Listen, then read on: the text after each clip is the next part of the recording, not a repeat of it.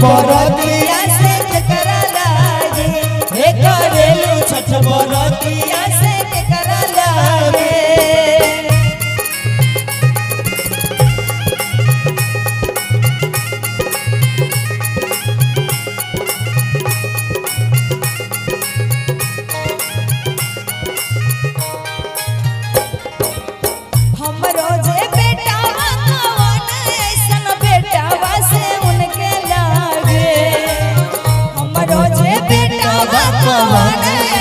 बेटा से उनके लागे हे करेलू छठ बरतिया से उनके लागे हे करेलू छठ बरतिया से उनके लागे।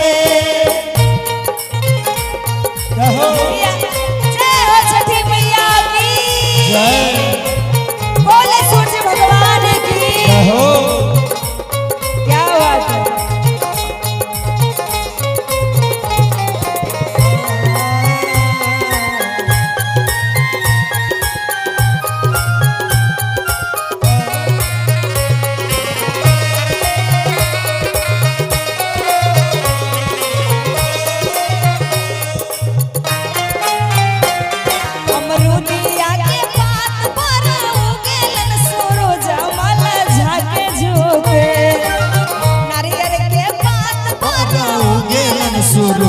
माला झाके झोंके हे करेलू छठ बरतिया से झाके झोंके हे करेलू छठ बरतिया से झाके झोंके।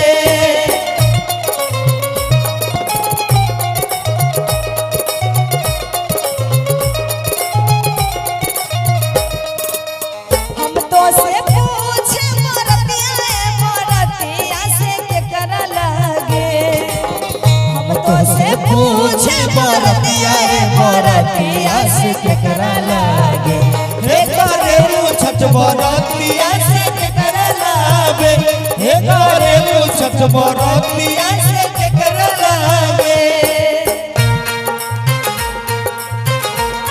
क्या बात है। जय हो बोले सूर्य भगवान की बोले छठी मैया की।